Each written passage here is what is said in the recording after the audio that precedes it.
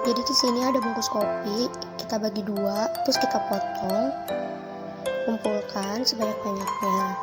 Lalu kita bagi menjadi 3 bagian, kita tekuk ke dalam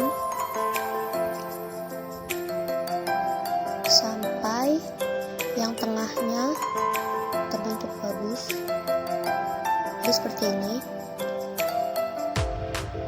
Lalu kita tekuk menjadi 2 bagian, terus kita masukkan. Yang bagian atas harus terbuka,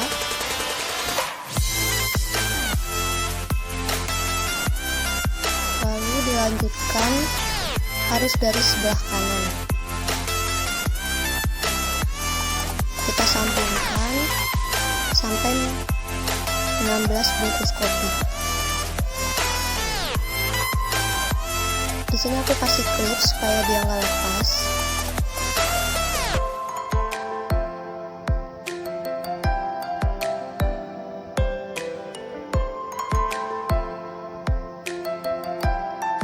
Terus kita sambungkan sampai menjadi 3 baris. Nanti kita bentuk seperti ini dan hasilnya seperti ini.